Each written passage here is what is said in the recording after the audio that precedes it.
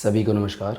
मैं डॉक्टर कैलाश मीणा स्वागत करता हूं आप सबका आपके अपने channel NCERT E teaching and comics reviews में। इस चैनल के कॉमिक्स रिव्यू के सेगमेंट में मैं आज लेकर के आया हूं नागालैंड सीरीज़ का रिव्यू।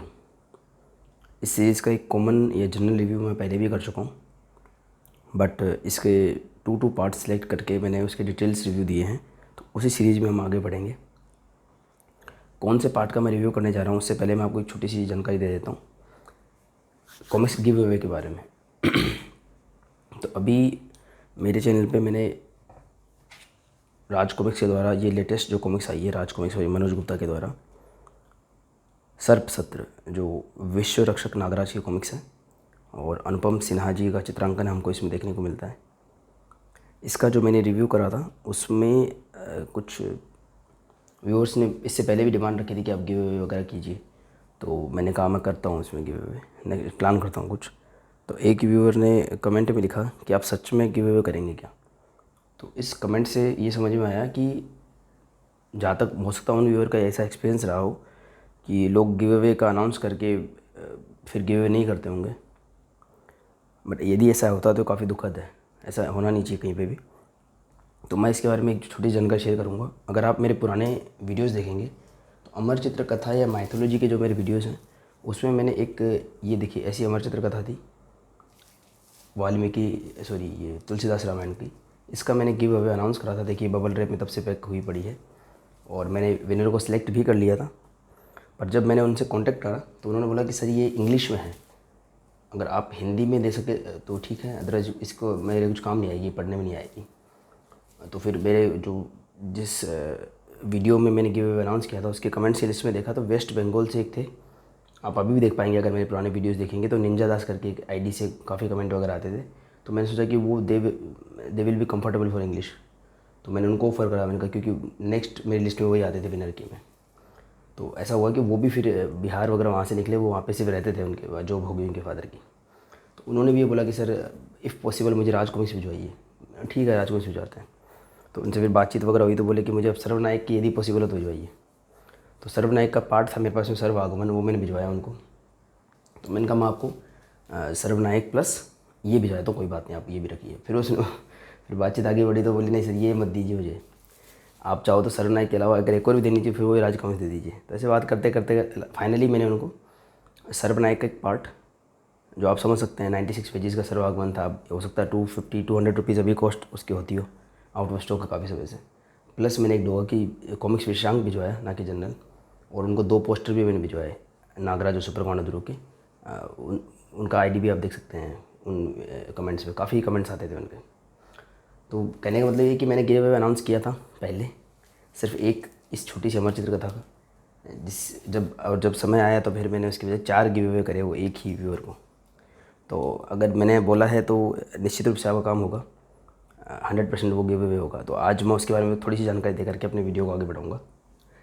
तो गिव अवे में अभी तक मैंने कुछ डिसाइड नहीं करा, तो थोड़ा सा इनको साइड में रख करके इस बात को आगे बढ़ा करके फिर मैं इस सारे रेफरेंस लेकर के पूरा डिटेल वीडियो आपके सामने रखूँगा। देखिए तो ये कुछ मैंने कॉमिक्स सेलेक्ट करी है। मैं काफ़ी कंफ्यूज था कि कौन सी कॉमिक्स का गिव अवे करूँ, तो ये कुछ कॉमिक्स सेलेक्ट करी है, रीज़न बताऊँगा मैंने क्यों सेलेक्ट करी है। देखिए ये कुछ वो कॉमिक्स हैं,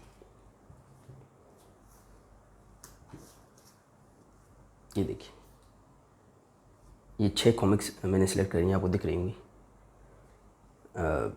आतंकवादी नागराज, इसका कवर डैमेज है, बाकी कॉमिक्स देखिए बिल्कुल न्यू और पूरी है, इसके कॉर्नर भी बिल्कुल सही है। अंदर से मैं आपको दिखा देता हूँ, देखिए आप मल्टी स्टार कॉमिक्स है, अनुपम सिन्हा जी का चित्रांकन है और जोली सिन्हा जी की स्टोरी ये देख सकते हैं, इनके विनोद कुमार जी की, और पूरी कंप्लीट परफेक्टली है, बस इसमें इसका कवर नहीं है। ये देखिए, तो ये विश्व रक्षक नागराज की हो गई। नरक नाशक नागराज की ये कॉमिक्स में सेलेक्ट की, नरक आहुति। इसका प्राइस देखिए, इस पर 120 प्रिंट होगा शायद, देखते हैं।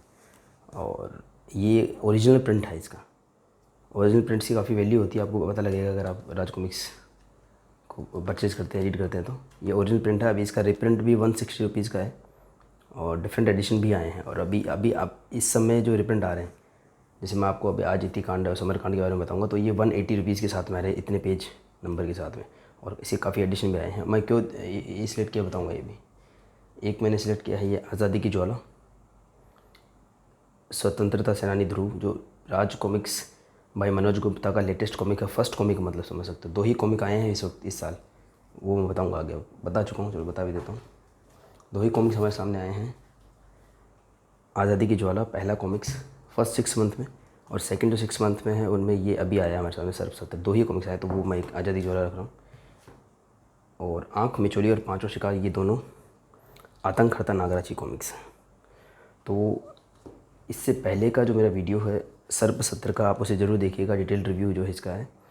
उस रिव्यू में मैंने क्लियर किया है सारा कुछ कि नरक नाशक विश्वरक्षक नागराज का क्या मतलब हुआ, नरक नाशक नागराज का क्या मतलब हुआ, और आतंकहर्ता नागराज का क्या मतलब हुआ। और साथ में ये ध्रुव है, अनुपम सिन्हा जी द्वारा बनाया गया, और ये है स्वतंत्रता सेनानी ध्रुव जो लेटेस्ट है। और इन दोनों का कनेक्शन फ़िलहाल कुछ भी नहीं दिखाया था, खाली ये जो राज कॉमिक्स में मनोज गुप्ता जी की जो न्यू जनरेशन की टीम है उनके द्वारा बनाया गया है। तो ये हमको इसमें इन 6 कॉमिक्स में 5 वेरिएंट दिखते हैं, सारा कुछ साथ दिख जाता है। तो इस गिव अवे का अभी तक मुझे कुछ समझ नहीं आया, तो मैंने जो डिसाइड किया वो सिंपल है कि आप इस वीडियो पे कमेंट करें और कमेंट में मुझे बताएं कि इनमें से आपको कौन से कॉमिक्स चाहिए, जिस भी व्यूअर को चाहिए हो, और वो क्यों चाहिए। मैंने सारे वेरिएंट रख दिए आपके सामने, विश्वरक्षक नागराज रख दिया, नरक नाशक नागराज रख दिया, आतंकहर्ता नागराज रख दिया, सुपरकमांडो ध्रुव रख दिया, और स्वतंत्रता सेनानी ध्रुव रख दिया। आज हम जिस सीरीज़ की बात करने जा रहे हैं, मैंने बता भी दिया मैं नागायण की बात कर रहा हूँ। ये नागराज और सुपर कमांडो ध्रुव की एक 2 in 1 बहुत बिग सीरीज़ है। इसके बारे में भी आप मेरे जो है प्रीवियस वीडियोस चेकआउट कर सकते हैं। और इसमें जो है सुपर कमांडो ध्रुव एक पात्र है जिनको श्री अनुपम सिन्हा जी ने बनाया था शुरुआत से ही, 1987 से, मैं कई बार बता चुका हूँ। और उनका जो प्रथम कॉमिक्स था वो था प्रतिशोध की ज्वाला, सुपर कमांडो ध्रुव का। ये देखिए कवर आर्ट अनुपम सिन्हा जी का नहीं है, बाकी पूरी कॉमिक्स उन्होंने बनाई है। तब से लेकर आज तक सुपर कमांडो ध्रुव को वही बनाते हैं। सन 2010 के बाद में हालांकि कुछ और आर्टिस्ट भी हमें देखने को मिले। तो इसी तर्ज पर ये नया निकाला गया है स्वतंत्रता सेनानी ध्रुव आज़ादी की ज्वाला, नाम देख सकते हैं, पोज भी एक जैसा लगता है। ये सुपर कमांडो ध्रुव हैं जो बाइक पे हैं, यहाँ पे ये स्वतंत्रता सेनानी ध्रुव जो घोड़े पे हैं, और ये स्टार लाइन जैसा दिख रहा है, ये भी ध्रुव काफ़ी यूज़ करता है। तो ये इनका कनेक्शन था अनुपम सिन्हा जी का। और अनुपम सिन्हा जी ने इतनी सारी कॉमिक्स बनाई सुपर कमांडो ध्रुव की, और इतने ज़्यादा अच्छे हमको विश्राम दिए कि 1995 के बाद में नागराज और सुपर कमांडो ध्रुव को वही बनाने लगे। तो ये अनुपम सिन्हा जी का सुपर कमांडो ध्रुव है, देखिए उनका चित्रांकन है, 1987 की ये कॉमिक बुक है। देखिए इस तरीके का चित्रांकन हमें देखने को मिलता है। और ये ईयर 2002 की कॉमिक्स है। ये देखिए आतंकवादी नागराज, जो कि एक मल्टी स्टार है, इसमें परमाणु भी है, इंस्पेक्टर स्टील भी देखने को मिलेगा। और ये इसमें भी अनुपम सिन्हा जी का चित्रांकन है, बट इंकिंग जो है वो विनोद कुमार जी की है। इसलिए मैंने सारे वेरिएंट सिलेक्ट करे, सारा ही कुछ, मतलब अनुपम सिन्हा जी द्वारा बनाया गया ध्रुव, क्योंकि हम उसकी बात कर रहे हैं, अनुपम सिन्हा जी द्वारा बनाया गया नागराज, विश्वरक्षक नागराज, नरक नाशक नागराज, आतंकहर्ता नागराज, और स्वतंत्रता सेनानी ध्रुव। और इनके बारे में डिटेल रिव्यू अगर आपको समझना है कि इन सब नागराज क्या मतलब है, मैं फिर से रिपीट नहीं करूँगा, वीडियो काफ़ी लंबा हो जाता है। आप मेरा सर्वसत्र का डिटेल रिव्यू देख सकते हैं। ये इससे पहले भी नरक नाशक या उससे रिलेटेड अगर आप वीडियो देखेंगे तो मैंने कई बार इस बारे में जानकारी दी है कि इन सब डिफरेंट टाइमलाइंस की नागराज क्या मतलब है। अब तो ये कॉमिक्स के बारे में अगर आप मुझे बताएंगे, जो भी व्यूअर्स हैं, कि कौन सी उनको कॉमिक्स पसंद है, उसके रीजंस मुझे देंगे, फिर मैं उसके हिसाब से डिसाइड करूँगा कि कौन सी कॉमिक्स का गिव अवे करना है। प्लस इसका जो भी आगे मैं कंडीशन रखूँगा नेक्स्ट वीडियो में आपको क्लियर कर दूँगा। एक बार इस वीडियो के कमेंट देखने के बाद में, डिसाइड करने के बाद में कौन सा कॉमिक्स का गिव अवे करना है, एक ये तरीका हो सकता है। या फिर अगर मिक्स मेरे पास में कमेंट्स आते हैं और सभी कॉमिक्स के बारे में इंटरेस्टिंग इन्फॉर्मेशन अगर मुझे मिलती है, तो फिर मैं इसको डिफरेंट व्यूअर्स को डिफरेंट गिव अवे की सोच रहा हूँ कि जो विनर होंगे उन्होंने जो कॉमिक्स सिलेक्ट की उनको दे दी जाए। तो इससे ये मिक्सअप भी नहीं होगा, मतलब हालांकि मैंने 6 कॉमिक्स रखी हैं, पर जिनको मैं विनर चूज़ करूँगा उनके कमेंट में जो मुझे कॉमिक्स मिलेगी वो उनको वही कॉमिक्स दे दूँगा। मैं इसका भी गिव अवे रखना चाहता था, पर फिलहाल मेरे पास एक ही कॉपी है। अगर इन फ्यूचर ऐसी कोई बात होती है तो मैं इसकी भी एक और कॉपी ले लूँगा। तो ये छोटी सी इन्फॉर्मेशन गिव अवे के बारे में आई होप आप समझ गए होंगे। और कंडीशन इसकी कुछ भी हो, आप समझ सकते हैं, कोई भी यूट्यूब चैनल हो, जैसे मेरा भी यूट्यूब चैनल है, तो ये ग्रोइंग स्टेज में है, अभी मैंने नया नया एक्सपेरिमेंट किया है, तो उसकी कंडीशन कुछ नहीं रहेगी। जो भी व्यूअर कमेंट करेंगे उनका कमेंट मुझे पसंद आएगा, मतलब आप देख लेंगे क्यों पसंद आया, वो भी मैं रीज़न बताऊँगा। बस उनका वो वीडियो, जिस वीडियो में वो कमेंट कर रहे हैं वो लाइक होना चाहिए और चैनल उनका सब्सक्राइब होना चाहिए। इसके अलावा और कोई कंडीशन नहीं रहेगी, बिल्कुल सिंपल सी कंडीशन आई थिंक। और निश्चित रूप से अगर वो वीडियो देख रहे हैं तो उनको पसंद ही आया होगा और उन्होंने सब्सक्राइब कर ही रखा होगा, तो ये कोई बहुत बड़ी कंडीशन लग नहीं रही है। तो इस तरीके से ये आई थिंक ये क्लियर हो चुका है। फिर और आगे इसके जो नेक्स्ट वीडियो होगा मैं और क्लियर कर दूंगा इसके बारे में, इसके कमेंट के आधार पर मैं सिलेक्ट कर लूँगा। अब बात करते हैं नागायण की। तो ये जो गिव अवे की मैंने इन्फॉर्मेशन दी, जो कॉमिक्स थी, वो अब हमको यहाँ काम आएगी। ये देखिए, नागायण 8 पार्ट की एक सीरीज़ है, 80 पेजेस के इसमें कॉमिक्स हैं, 7 पार्ट तक। और श्री अनुपम सिन्हा जी ने बनाया है इसको। 2007 से लेकर के 2009 तक में कंप्लीट हुई है। और मैं जल्दी इनके नाम बता देता हूँ, आप मेरे पुराने वीडियो चेकआउट कर सकते हैं अगर आपको जनरल रिव्यू देखना हो, और अलग अलग पार्ट का भी मैंने डिटेल रिव्यू बना रखा है। तो वरण कांड पहला पार्ट है, ग्रहण कांड दूसरा पार्ट है, एक एक करके कवर दिखाता हूँ जल्दी जल्दी में। ग्रहण कांड दूसरा पार्ट है, हरण कांड तीसरा पार्ट, शरण कांड 4th पार्ट चौथा पार्ट है, दहन कांड 5वां पार्ट, और रण कांड जो है 6ठा भाग है, 6th पार्ट है। यहाँ तक हम पहुँच चुके थे, यहाँ तक का रिव्यू में डिटेल मैं कवर कर चुका हूँ। मैं इसको टुकड़ों टुकड़ों में कर रहा हूँ, बड़ी सीरीज़ है काफ़ी, तो इनको भी मैं साइड में रख देता हूँ। अब बचती हैं 7th पार्ट, इसको कवर नहीं किया था, आज मैं इसको कवर करूँगा। 7th पार्ट जो है समरकांड। इसके बाद 8 पार्ट जो है वो 128 पेजेस का है, जो नरक आहुति के मैंने पेजेस बताए थे, इतिकांड 8 पार्ट। और ये शुरुआत में हार्ड बाउंड आया था, ये 100 रुपीज़ का। और ये एक पहला कॉमिक्स अनोखा जो पहले हार्ड बाउंड में आया था, अब ये सॉफ्ट बाउंड में आया है सन 2021 में, मनोज गुप्ता जी की तरफ से 180 रुपये के साथ प्राइस के साथ में आया है। ये देखिए 180 रुपीज़ इसकी प्राइस है। तो ये इतिकांड 8 पार्ट कंप्लीट हो गई थी। उसके बाद में सन 2014 में एक ऐड हमें देखने को मिला, वो ऐड मैं आपको दिखाता हूँ, महानागायण। ये देखिए, इसका नेक्स्ट पार्ट में बोल रहा हूँ, ये नेक्स्ट सीरीज़ प्लान करी गई है। ये जो सीरीज़ थी ये कम्प्लीटली नागराज और सुपरकौंड ध्रुव और उनसे रिलेटेड जो पात्र हैं उनकी थी। और महानागायण में राज कॉमिक्स यूनिवर्स के अदर कैरेक्टर को भी डाला गया है। देखिए इसमें आपको ऐड में दिखेंगे, भेड़िया है, डोगा है, परमाणु है, ये इंस्पेक्टर स्टील है, शक्ति है। तो इसमें राज कॉमिक्स यूनिवर्स के ज़्यादा पात्र आएंगे, एक मल्टी स्टार सीरीज कहलाई जा सकती है। ये 2-in-1 सीरीज़ है, लेकिन सारे पात्र हैं इसमें। और ये पूरी की पूरी, तो इसका थोड़ा सा रेफरेंस देता हूँ। तो ये जब सीरीज़ प्लान करी गई तो सन 2014 में ही एक 32 पेज का एक्स्ट्रा मटेरियल लिखा गया इसके लिए और चित्रित किया गया। और इसका जो संयुक्त संस्करण था नागायण का, उसका नाम रखा गया था संपूर्ण नागायण। और उस कलेक्टर एडिशन या संग्राहक संस्करण में हमें ये एक्स्ट्रा 32 जो पेज हैं वो हमें देखने को मिले। वो फिर पाठकों ने डिमांड रखी, जिन्होंने पहले से ही परचेज करी थी, जैसे मेरे से पाठक थे, तो उन्होंने बोला कि हमें ये 32 पेज कैसे मिलेंगे। तब उन्होंने ये 32 पेज की अलग से बुक निकाली, उसका नाम लिखा उपसंहार। आप अगर हिंदी से परिचित होंगे तो उपसंहार का मतलब होता है लास्ट में जो कंक्लूजन होता है वो। और उपसंहार सन 2014 में एक कॉमिक्स आया और उसने इस सीरीज़ में एक और पार्ट बढ़ा दिया। अब ये 9 पार्ट की सीरीज़ हो चुकी है और ये एक कनेक्टिव लिंक है नागायण और महानागायण के बीच का। तो आप इसको 8 पार्ट या 9 पार्ट सीरीज़ को भी समझ सकते हैं। तो इस तरीके से हमारे सामने ये पार्ट्स है। अब हम समरकांड की बात करेंगे। ये पूरी की पूरी जो सीरीज है वो रामायण से प्रेरित है। रामायण एक ऐसा एपिक है, आई थिंक जितने भी लोग देख रहे हैं सभी लोग उससे परिचित होंगे। इस पर बहुत सारी मूवीज़ बनी हैं, टीवी सीरियल्स बने हैं, एनिमेटेड मूवीज़ बनी हैं। और रामानंद सागर जी का टीवी सीरियल तो सबको याद ही होगा। और अभी जो सन 2020 में जो लॉकडाउन लगा था उसमें रामायण और महाभारत फिर से टेलीकास्ट किए गए थे। तो आई थिंक सभी लोगों को फिर से याद आ गया होगा और बच्चे भी उससे परिचित हो चुके होंगे। इसी पॉइंट पे एक बात और बता देता हूँ कि जैसे पूरी नागायण रामायण से प्रभावित है, वैसे ही महानागायण जो है वो महाभारत से प्रभावित रहेगी। ये खुद अनुपम सिन्हा जी रिवील कर चुके हैं। और इसी उपसंहार में एक और ऐड आपको दिखा देता हूँ। ये देखिए, ये आपको ऐड दिख रहा होगा ड्रैगन किंग करके। ये इस नागराज जिसकी मैं बात कर रहा हूँ, जिसकी हम बात कर रहे हैं, वो इसका अंतिम कॉमिक्स हमारे हाथ में आया था। सन 2012 में अनुपम सिन्हा जी ने ये विषयांक बनाया था और सन 2014 में ये प्रिंट में हमारे हाथ में आया था। ये जो नागराज है, श्री अनुपम सिन्हा जी जो पेंसिलर हैं, जो चित्रकार हैं, जो स्टोरी राइटर हैं, उन्होंने 1995 से नागराज बनाना शुरू करा और सन 2014 में आकर के ये कॉमिक्स हमारे हाथ में आया, अंतिम कॉमिक्स। इसके बाद में अनुपम सिन्हा जी द्वारा बनाया गया नागराज हमें देखने को नहीं मिला। तो ये वही नागराज है नागायण में। और इससे पहले जो इस कॉमिक्स का मैं रिव्यू कर चुका हूँ, सर्प सत्र, ये सन 2014 के बाद में सन 2021 में वो भी जुलाई में हमारे हाथ में आई है। ये कॉमिक बुक देखिए आप, ये काफ़ी स्पेशल कॉमिक है, इसका भी रिव्यू अवेलेबल है। तो इसको हम विश्व रक्षक नागराज बोलते हैं। तो ये सारी बातें विश्व रक्षक नागराज की हो रही हैं जो मैं बोल रहा हूँ, नागराज ध्रुव वगैरह। और नागराज ध्रुव का क्यों ये कमांड एडिशन है, उसका रीज़न ये है कि 1995 से अनुपम सिन्हा जी बना रहे हैं नागराज और सुपर कमांडो ध्रुव दोनों को ही।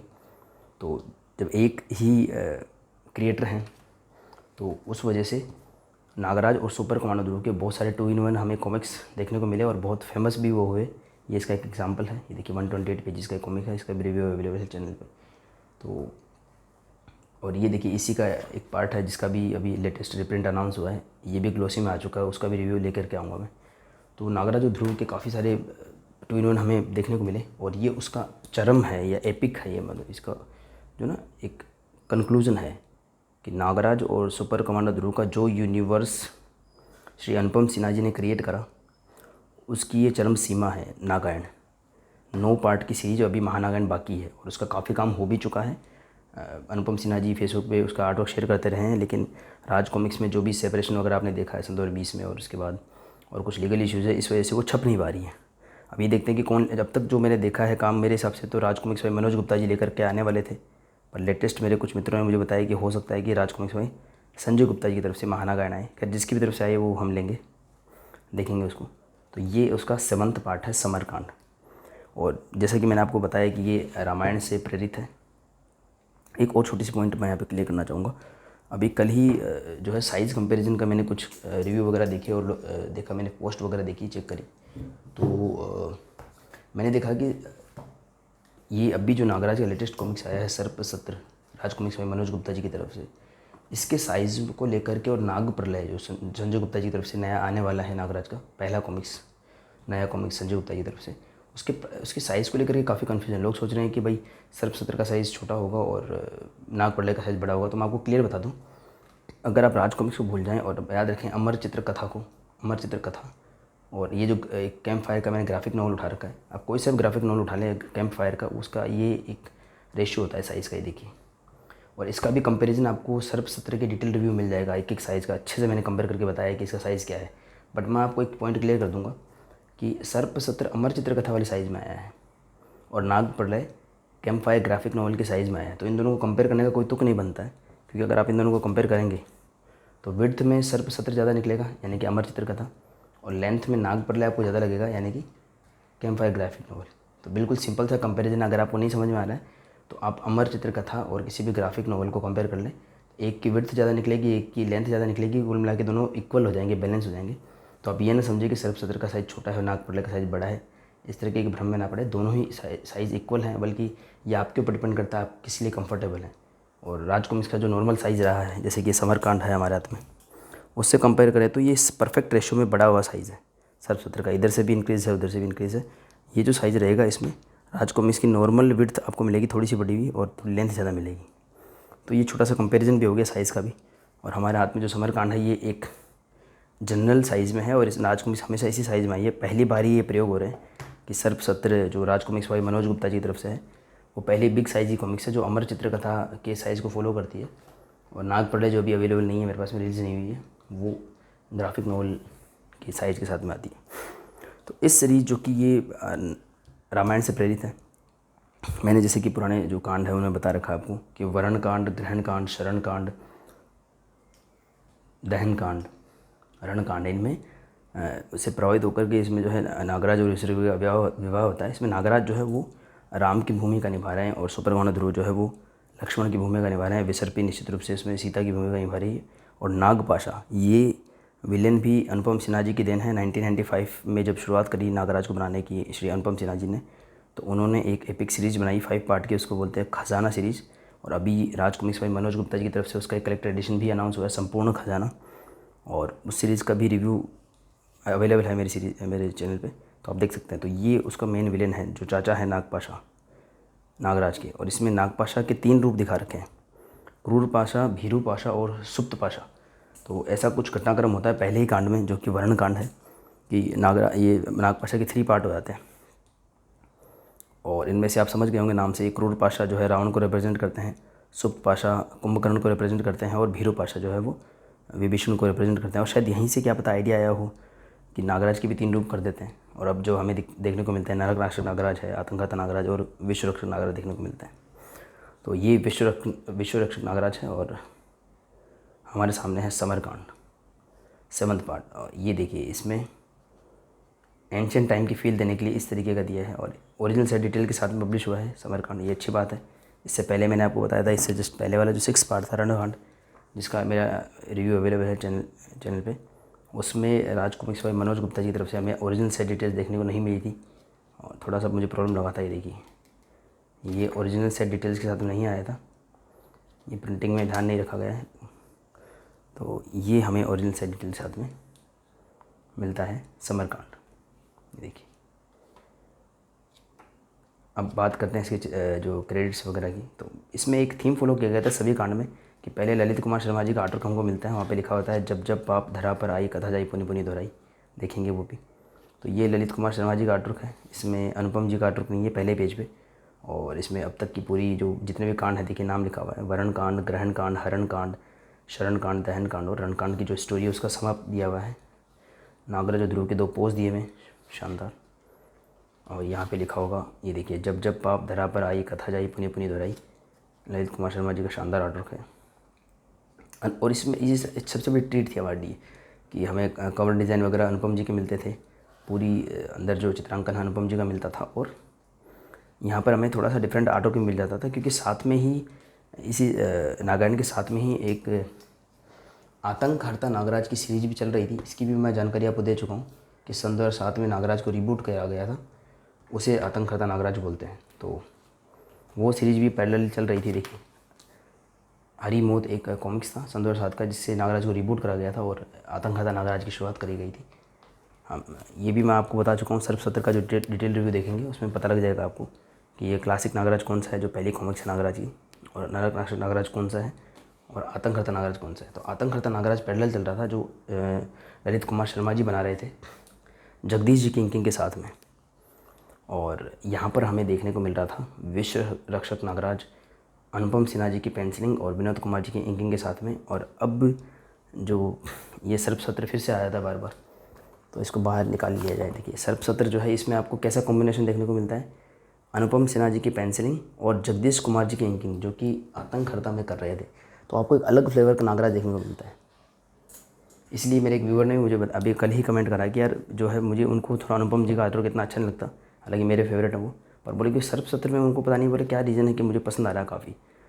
तो मैंने भी उनको ये कमेंट में बताया, मैंने कहा ये रीज़न हो सकता है आपकी, जैसे आपको जो जैसे हमारे जो फ्लेवर है एक पहले की जनरेशन का अनुपम विनोद जी की जोड़ी का, ये नई जोड़ी हमें देखने को मिली थी सन 2007 में ललित कुमार शर्मा जी की और जगदीश जी की जोड़ी। अब क्या है कि इसमें मिक्सअप हो गया है, अनुपम जी की पेंसिलिंग है और जगदीश जी की इंकिंग है, तो निश्चित रूप से थोड़ा आपको चेंज मिलेगा आर्ट में, इसीलिए ये काफ़ी ख़ास कॉमिक्स बन जाता है, इसलिए लोगों को काफ़ी पसंद आ रहा है ये कॉमिक्स। तो फिर से समरकांड पे आते हैं। तो ये देखिए जगदीश जी की इंकिंग और ललित जी की पेंसिलिंग के साथ में कुछ क्रेडिट्स मिलते हैं, उसके बाद शुरू होती है अनुपम सिन्हा जी की पेंसिलिंग और विनोद कुमार जी की इंकिंग। अब देखिए इसमें अगर आप क्रेडिट देखेंगे, कथा अनुपम सिन्हा, जोली सिन्हा जो उनकी वाइफ है, और जोली सिन्हा जी ने हमें बहुत सारे एपिक मल्टी स्टार दिए हैं राज कॉमिक्स में। चित्रण अनुपम सिन्हा जी, इंकिंग विनोद कुमार जी, जगदीश जी आप देख पा रहे हैं, और वेन सिद्धार्थ जी जो दिलीप चौबे जी की इंकिंग क्या करते थे तिरंगा में। सुलेख वरंग Sunil Kumar Pandey, effect John Paulis, संपादक मनीष गुप्ता, सह संपादक मंदार गंगेले। अब देखिए आपको एक बात और बता देता हूँ मैं, ये जो सुलेख और रंग है अगर आप लेटेस्ट कॉमिक्स से कंपेयर करेंगे सर्पसत्र से, तो यहाँ पर आपको फ़ॉन्ट है प्रिंटेड दिखेगा, यानी प्रिंटिंग को सेट करना पड़ता है। और अगर आप डायमंड कॉमिक्स या अमर चित्रकथा देखेंगे वहाँ पे भी आपको प्रिंटेड दिखता है, क्योंकि वो उन लोगों को तो ये होता है कि वो इंग्लिश हिंदी दोनों में निकालते हैं, तो फ़ॉन्ट उनको सेट करने पड़ते हैं।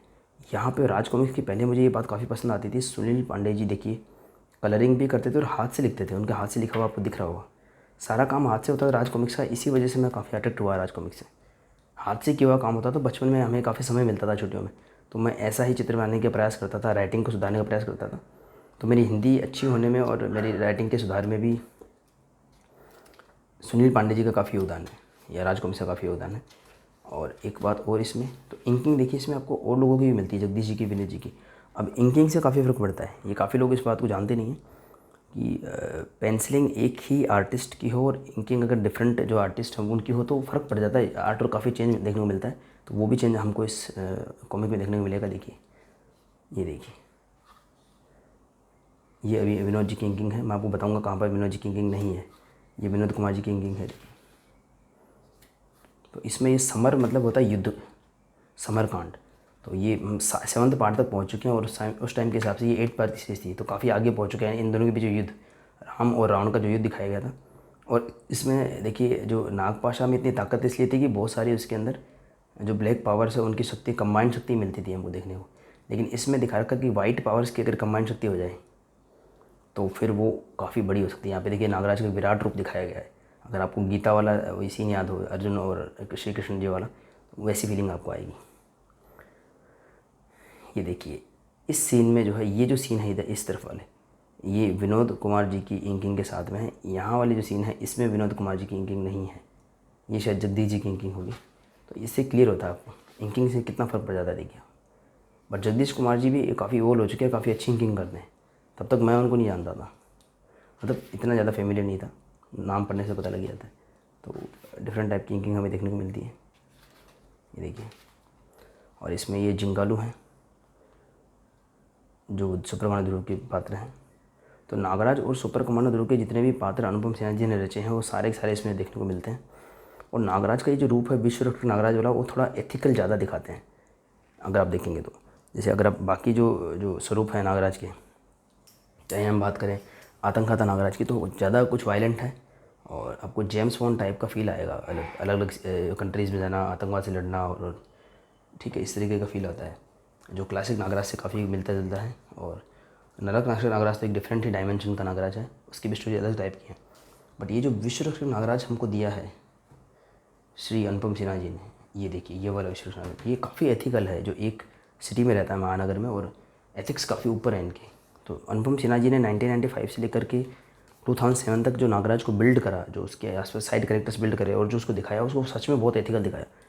तो उस हिसाब से, और नागराज और ध्रुव का जो पेयरिंग बनाई है अनुपम सिन्हा जी ने over a period of time, तो सच में उनमें राम और लक्ष्मण वाली फीलिंग आती है। तो ये जब कलियुग का मर्यादा पुरुषोत्तम, ये वर्ड यूज़ किया गया है इसमें, इस सीरीज़ में। मैं आपको दिखाया था फर्स्ट पार्ट में, हमको शायद देखने को मिले वर्ड, देख लिया जाए इसे। तो फर्स्ट पार्ट ये रहा हमारे हाथ में, वर्णकांड। देखिए, इसमें जब वर्णकांड की शुरुआत की गई नारायण की, तो इस तरीके से हमें पात्र परिचय दिया गया था। ये देखिए, कलियुग का मर्यादा पुरुषोत्तम, हरे की पंचलाइन दी गई थी नागराज, सुपर ध्रुव बुद्धि बल का महारथी। तो सच में कलियुग का मर्यादा पुरुषोत्तम श्री अनुपम सिन्हा जी ने ही बनाया है नागराज को। वो माइथोलॉजी काफ़ी प्रभावित लगते हैं, हिंदू माइथोलॉजी, और अच्छा मुझे उनका आर्ट काफ़ी पसंद आता है। और मैं, क्योंकि मुझे माइथोलॉजी जो सीरियल्स वगैरह भी काफ़ी पसंद आते हैं, अमर चित्रकथा मुझे काफ़ी पसंद है इस वजह से। तो ये रामायण से इंस्पायर्ड समरकांड है। इन अंदर का आर्टवर्क आपको काफ़ी इसमें वेरिएशन लगेगी, क्योंकि 3 इंकर हैं अलग अलग, उनकी इंकिंग देखने को मिलती है। और ये एक पात्र है नागीश हैं करके, जो आपको फूंकार में देखने को मिले थे। इस सीरीज़ से जस्ट पहले सन 2007 में ही इस फूंकार हमें कॉमिक्स देखने को मिली थी नागराज की। वो एक अनोखी कॉमिक्स थी, पहली कॉमिक्स थी जो ग्लोसी में आई थी। इससे पहले मेपली तो पेपर्स में कॉमिक्स आया करती थी, ग्लोसी में हमें देखने को नहीं मिलती थी। वो पहला कॉमिक्स था जो ग्लोसी था। ये देखिए, मैं आपको दिखाया था विध्वंस, ये मेरा पुराना कॉमिक्स रखा हुआ है जो मुझे एज ए गिफ्ट मिला था। इसमें ये पेपर देखिए आप, इस तरीके के पेपर आते थे पहले राज कॉमिक्स में सन 2006 तक। सन 2007 में हमें ग्लोसी में कॉमिक्स देखने को मिले। तो ये नागायण की सीरीज़ जस्ट उसके सेकंड है, फुंकार के बाद शुरू हुई थी। फुंकार में नागायण की पृष्ठभूमि को सेट किया गया था। फुंकार एक ऐसा कॉमिक्स था, इसमें अवेलेबल होगा तो मैं आपको उसका रिव्यू भी दूंगा। एक डिफरेंट डायमेंशन का, जैसे हमने 3 नागराज देखे, नरक नाशक नागराज देखा, आतंकहर्ता नागराज देखा, ये विश्व रक्षक नागराज है, ऐसे ही एक और डायमेंशन आया हमें। फीमेल एक पूरा डोमेन दिखा रखा, वहाँ पे नागरानी दिखा रखी थी, मतलब नागराज का लेडी वर्जन था नागरानी। तो उनका ये पुत्र है नागीश। काफ़ी अच्छा रोल है इसका भी नागायण में। नागायण में क्या, जैसे ही समरकांड ओवर हुआ, धीरे धीरे नेक्स्ट जनरेशन का इन्वॉल्वमेंट बढ़ने लगी है। इसमें नेक्स्ट जनरेशन दिखाई गई है नागराज और सुपर कमांडो ध्रुव की, और उन्हीं नेक्स्ट जनरेशन के साथ में इसका 8th पार्ट इतिकांड प्लान किया गया। ये देखिए, इतिकांड में नेक्स्ट जनरेशन का काफ़ी रोल दिखाया जाएगा इसमें, देखिए। और इसका मुझे आर्टवर्क उस वक्त बिल्कुल पसंद नहीं आया था, मतलब ऐसा लगता है कि जल्दबाजी में ये सीरीज़ ख़त्म करी गई है। देखिए, और 128 पेजेस थे, तब भी मुझे ऐसा लगा कि जल्दबाजी में ख़त्म की गई है। और शायद इसी का नतीजा निकला है महानागायण। क्योंकि अनुपम सिन्हा जी की कलम से कुछ निकलता है तो वो एपिक ही होता है। और इसका आर्टवर्क खास ना पसंद आने का एक वजह ये भी रही, शायद इस पूरी सीरीज़ में हमें विनोद कुमार जी की इंकिंग देखने को नहीं मिलती है। देखिए ये तो शानदार बनाया है ललित कुमार शर्मा जी ने, बहुत शानदार। देखिए इंकिंग इसमें कहीं पे भी है ही नहीं। देखिए जगदीश कुमार जी की है, विनय सिद्धार्थ जी की है, सुनील जी की है, मतलब इसमें इंकिंग विनोद कुमार जी की कहीं पे भी नहीं दिखने को मिलती है। इस वजह से थोड़ा सा इसका आर्टवर्क काफ़ी लोगों को नहीं जमा था। और काफ़ी सारे लोग अभी भी बोलते हैं कि मेरे एक मित्र हैं, उन्होंने इतिकांड परचेज ही नहीं करी है। वो बोलते हैं कि इतिकांड का आर्टवर्क उनको अच्छा नहीं लगा। तो वो ये समझते हैं कि अनुपम सिन्हा जी ने इसका आर्टवर्क अच्छा बनाया, इसका आर्टवर्क अच्छा नहीं बनाया। ऐसा नहीं होता, आर्टवर्क सबका सेम ही बनता है, बस वो इंकिंग से फ़र्क पड़ जाता है। तो इसका कवर आर्ट भी देखिए इंक्ड नहीं है विनोद कुमार जी के द्वारा, बाकी सारे कवर आर्ट जो है विनोद कुमार जी ने इंक किए हैं। तो आपको डिफरेंस मिल जाएगा डिटेलिंग में भी, और जो क्रिस्प इंकिंग होती है विनोद कुमार जी की। तो ऐसे प्रयोग होते थे शुरुआत में, और बाद में जो सन 2015 के आसपास तो लगभग सारा काम अनुपम सिन्हा जी का विनोद कुमार जी ही इंक करते थे। बालचरित सीरीज पूरी उन्होंने इंक करी, पर लास्ट पार्ट में वो वहाँ पे भी सेम ऐसा ही हुआ है। तो ये एक था। तो नेक्स्ट जनरेशन इसमें आई इतिकांड में। और अगर आप इतिकांड का ऐड यदि इसमें हो, देखता हूँ ओरिजिनल प्रिंट दिया है पर ऐड मुझे दिख नहीं रहा है इतिकांड का इसमें। मे बी इन्होंने ऐड चेंज किया हो पीछे का, हो सकता है। तो महानारायण जो है वो अगर आप उसका देखेंगे कवर आर्ट, तो उसमें ये छोटे छोटे बच्चे दिखा रखे हैं। देखिए ये सुब्रकोण ध्रुव के दोनों हैं बच्चे, ये नागराज की नेक्स्ट जनरेशन है, ये जिंगालू जो सुब्रकोण ध्रुव के फ्रेंड है उनकी नेक्स्ट जनरेशन है, ये धनंजय का नेक्स्ट जनरेशन है। तो इस तरीके से नेक्स्ट, क्योंकि जो इस सीरीज़ के अंत में देखिए तीनों ज़ोंबी से दिखा रखे हैं, तो देखेंगे क्या किस तरीके का इसका कहानी है, ये आगे पता लगेगी। आगे उपसंहार में इंकिंग जो है वो विनोद कुमार जी की है, तो उपसंहार का आर्टवर्क आपको इतिकांड से ज़्यादा पसंद आने वाला है। तो फिर से बात करते हैं समरकांड की। इतिकांड को मैं नेक्स्ट पार्ट में कवर करूँगा, इतिकांड उपसंहार दोनों को लूँगा। तो यहाँ तक पहुँचते पहुँचते जो है पूरी युद्ध की पृष्ठभूमि बन गई थी, और हरण भी हो चुका था उसमें। हनुमान जी यानी कि नागू जो हैं, जो सम्मोहन में इंट्रोड्यूस हुए थे, सम्मोहन भी अभी राजकुमार भाई मनोज गुप्ता जी की तरफ से फिर से रिप्रिंट हुई है। अब मैं आपको थोड़ा सा आर्टवर्क फिर से इसका जल्दी दिखा देता हूँ ताकि आपको आर्टवर्क का ग्लिम्स मिल सके। अच्छा आर्टवर्क है, मुझे तो पसंद आया समरकांड का आर्टवर्क।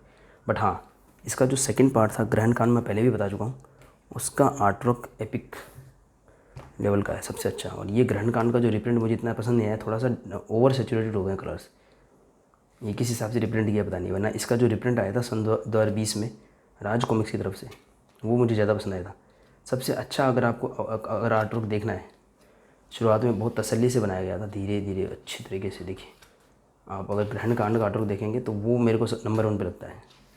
हालांकि सभी पार्ट का है, चाहे वरण कांड हो, शरण कांड हो, ग्रहण कांड हो, जो है हरण कांड हो, लेकिन इसका जो आर्टवर्क है उसमें थोड़े से बैलेंस्ड हमको मिलते हैं ग्राफिक्स से। देखिए इस तरीके का आर्टवर्क हमको ग्रहण कांड में देखने को मिलता है। आप डिटेल रिव्यू भी चेकआउट कर सकते हैं, बनाया मैंने, ये देखिए इस लेवल का आर्टवर्क है। तो इतिकांड आते आते अगर आप देखेंगे तो बहुत ज़्यादा उसमें स्टोरी का ज़्यादा हो गया है, और आर्ट छोटे छोटे चित्र हैं देखिए, और काफ़ी इंकिंग चेंज होने की वजह से भी काफ़ी ज़्यादा ओवर क्राउडेड लगते हैं, क्योंकि इसमें देखिए टेक्स्ट भी आपको काफ़ी दिखेगा, और वो आप समझ सकते होंगे अंतिम पार्ट था तो इसको जल्दी फिनिश करना था।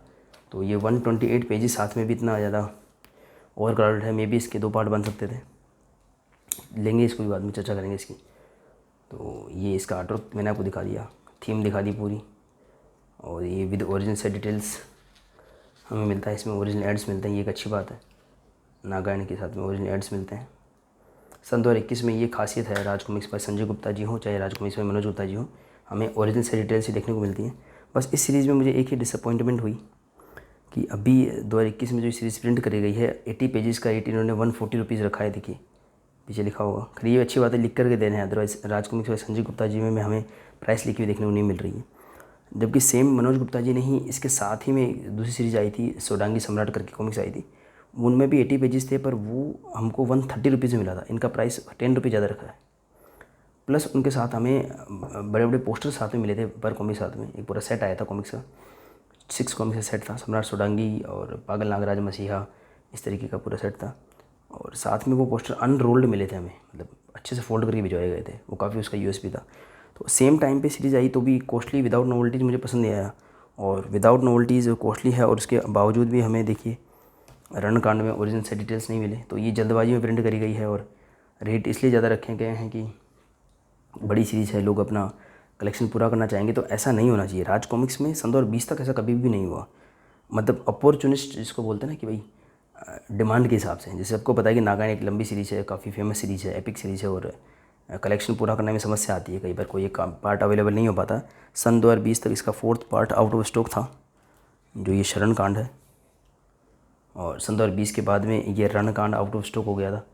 पर इसकी वजह से सारे, अब मनोज गुप्ता जी की तरफ की वजह से सारे इन स्टॉक हैं, जो कि एक सराहनीय प्रयास है, लेकिन प्राइस उन्होंने उसके अकॉर्डिंग रखा है। अभी सर्वनायक एक और सीरीज़ है, वो भी आउट ऑफ स्टॉक है। अब उसका भी यदि रिप्रिंट आता तो मुझे लगता है उसका प्राइस भी जो करंटली जो पब्लिश हो रही है उनसे ज़्यादा रखा जाएगा। ये एक मुझे अजीब लग रही बात है। जैसे विध्वंस का एक प्राइस आया है, इसका भी एक नया सेट आया है, तो उनके साथ में पेपर स्टिकर्स कर दिए गए हैं। 1 साल तक भी ये प्राइसेस को स्टेबल नहीं रख पाते, वरना अभी जो हमको प्राइस हाइक देखने को मिला सन 2021 में, तो उसको रीडर्स को या व्यूवर्स को जो है मतलब थोड़ा सा मेंटली सेट करने के लिए उन्होंने अच्छी अच्छी नॉवल्टीज़ दी। जैसे इस तरीके की 80 पेजेस की कॉमिक्स है या 96 पेजेस की कॉमिक्स है, साथ में बड़े बड़े पोस्टर दिए। 164 पेजेस की कॉमिक्स जो उन्होंने 120 में निकाली, उसके साथ में उन्होंने मैग्नेटिक स्टिकर्स दिए। और 32 पेजेस की कॉमिक्स 60-70 के प्राइस में निकाली मनोज गुप्ता जी ने, और साथ में हमें पेपर स्टिकर देखने को मिले। और संजय गुप्ता की तरफ से भी हमें अगर 75 या 80 में देखने को मिल रही हैं, तो उसमें ट्रेडिंग कार्ड स्टिकर देखने को मिल रहे हैं। तो उन्होंने एक पैटर्न को फॉलो करा, प्राइस हाइक करी, जो हमें एक बार थोड़ा अटपटा लगा, पर साथ में अकॉर्डिंग नोवेल्टी दी। पर धीरे धीरे मुझे लगता है सब बढ़ जाएगा, क्योंकि सर्पसत्र और आज़ादी की ज्वाला में तो नोवेल्टी आई नहीं है न्यू कॉमिक्स में। और विध्वंस का जो रिप्रिंट आया है, मुझे प्राइस चेक करना पड़ेगा, शायद 180 रुपीज़ रखा गया प्राइस 128 पेजेस का, और बाकी का प्राइस जो 150 रखा गया, जो कि 96 पेजेस साथ में आते हैं। उनके साथ में केवल पेपर स्टिकर्स देखने को मिल रहे हैं। आप इवन विश्व अमृत सम्मोहन का भी एक सेट आया है, जो उसमें भी पेपर स्टिकर देखने को मिल रहे हैं। तो धीरे करके ये पहले तो इन्होंने प्राइस हाइक करके साथ में नोवेल्टीज़ दी, ताकि हमारे को लगे कि हाँ जस्टिफाइड है। फिर नोवेल्टीज़ को कम करा, और फिर शायद इसको शायद एंडी कर दिया जाएगा। खैर कोई बात नहीं, देखते हैं कि फ्यूचर में किस प्रकार के डिसीजन वगैरह आते हैं और कौन से रिप्रिंट्स आते हैं। तो मैं इस वीडियो को यहीं पर एंड करता हूँ। नेक्स्ट वीडियो में हम कवर करेंगे इसका अंतिम पार्ट, इतिकांड और महानागायन का जो कनेक्टिव लिंक है, उपसंहार। तब तक के लिए सभी को धन्यवाद। और जो गिव अवे का मैंने बताया था आपको, उसकी मैं नेक्स्ट वीडियो में ज़रूर रिवील करूँगा आपके कमेंट्स को देख करके। तो लाइक, शेयर और सब्सक्राइब जरूर करें, और कमेंट्स करें कि कौन सा, जो मैंने शुरुआत में दिखाया था, कौन सा कॉमिक आपको गिव अवे के रूप में पसंद आएगा और क्यों। तब तक के लिए सभी को धन्यवाद।